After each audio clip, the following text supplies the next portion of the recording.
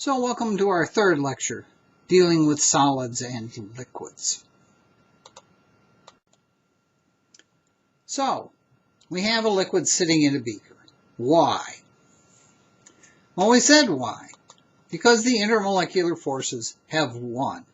Like we said, if it weren't for the intermolecular forces, everything in the universe would be in the gas phase. The fact that we have liquids means the intermolecular forces have won.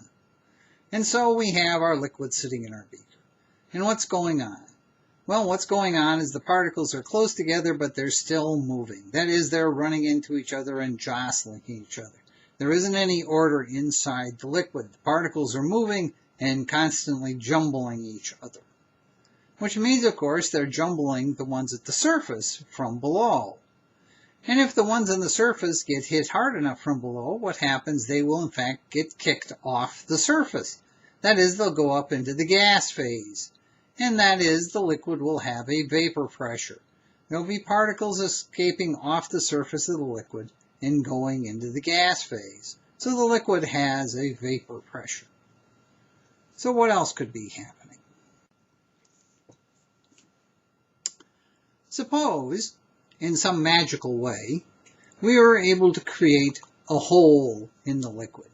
That is, if we were somehow able to spread the particles apart from some part of the liquid so that there in fact is nothing there, that we simply remove all the particles from that space. We create a hole with nothing in it. What would happen?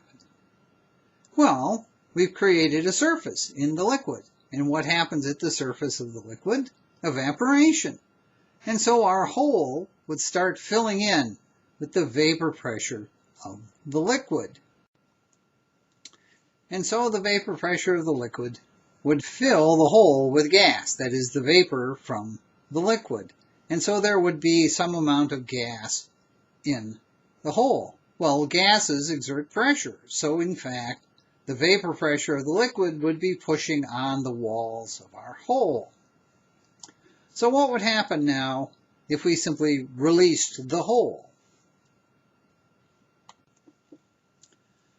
We said we have the liquid in the beaker because of the intermolecular forces, but that's only one of the reasons we have the liquid in the beaker. You couldn't have the liquid in the beaker on the moon, you wouldn't be able to do it. But you could have the liquid in the beaker on the Earth because there's a big difference between the Earth and the moon. No, it's not gravity. The moon has gravity. It doesn't have as much as the Earth, but nonetheless, the moon has gravity. What the moon doesn't have, that the Earth does have, is an atmosphere. And an atmosphere, of course, is made out of gases. And what do gases do? What gases do is they exert pressure. A gas exerts pressure on every surface it's in contact with. That means what the atmosphere is doing is pushing down on the liquid. And that is cause for a certain amount of problem. And the problem is that in creating our hole, that is in moving the particles apart to create an empty space inside the liquid, we had to have more volume, which means the surface of the liquid went up. The atmosphere doesn't want the surface of the liquid to go up. It's pushing down on the surface of the liquid. So the atmosphere does not want the hole there. It's trying to shove the surface down. And so we have two possibilities here. If the atmosphere exerts more pressure than the vapor pressure of the liquid, when we release our hole, the atmosphere will simply slam it shut. That is, there can't be any bubbles in the liquid. It'll simply be closed by the atmosphere. Alternatively, if the vapor pressure of the liquid is more than the atmosphere, then the bubble will actually expand. In the same way, when the pressure inside a balloon is more than the pressure outside, the balloon expands. If the vapor pressure of the liquid is more than the atmosphere, the balloon will actually expand as it moves up to the surface. It, of course, has to move up to the surface because the bubble has less density than the liquid, and so it gets pushed to the surface by the liquid. And so we have two completely different behaviors. If the atmosphere is greater than the vapor pressure, no bubbles. If the atmosphere is less than the vapor pressure, we get bubbles that actually expand as they move through the liquid. And of course, what's the break point? The break point is when the vapor pressure of the liquid is equal to the atmosphere, because then the bubbles can exist. The atmosphere can't slam them shut. And so we can have the liquid going into the gas phase inside the liquid. And what do you call it when a liquid goes into the gas phase inside the liquid? Evaporation is a surface phenomenon. The liquid's evaporating, but that's only taking place at the surface. Now we're talking about the liquid going into the gas phase inside the liquid.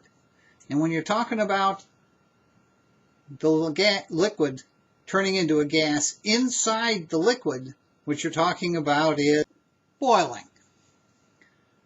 And so we talk about the boiling point.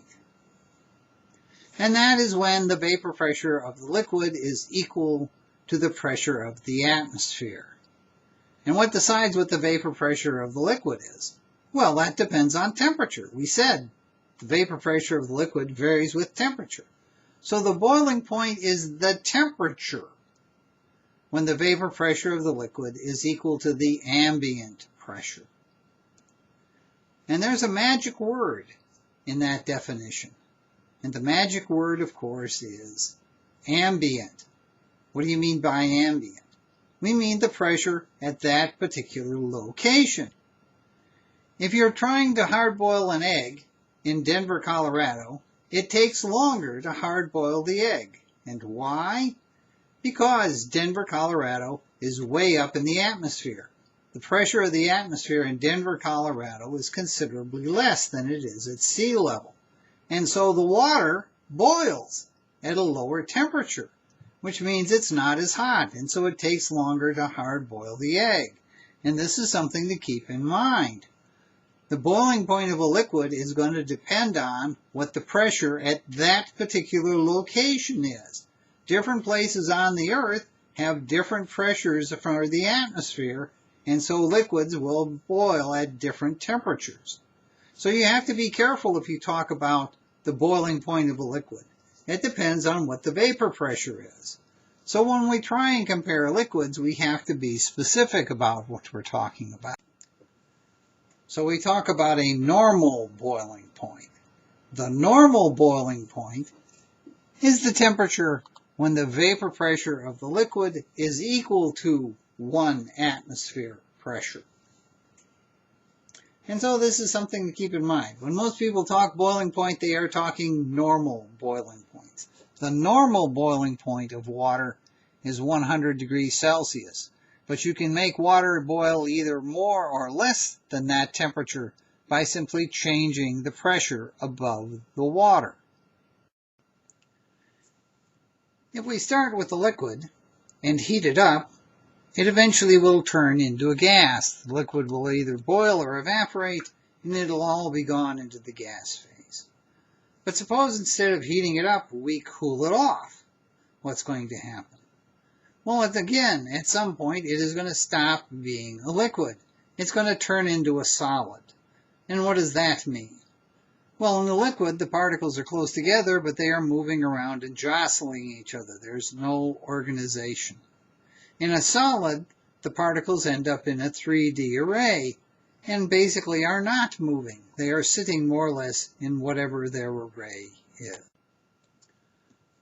So now we're going to have to start talking about solids.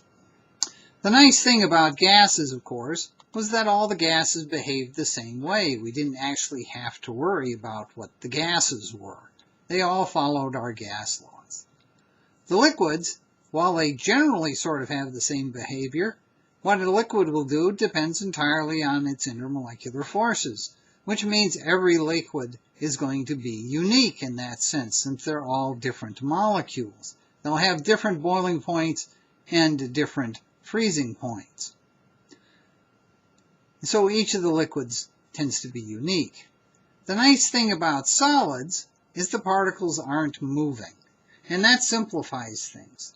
And so basically what we see in solids is we have 4 different kinds of solids.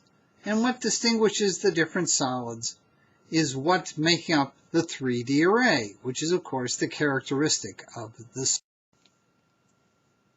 And so we run into 4 kinds of solids based on who's making up the 3D array. If the 3D array is made up of molecules, we get what are called molecular solids. If the 3D array is made up of ions, we get ionic solids. If the solid is made up of 3D array of metal atoms, we get metallic solids. And if all the atoms of the structure are bonded together, we get what is known as a network solid.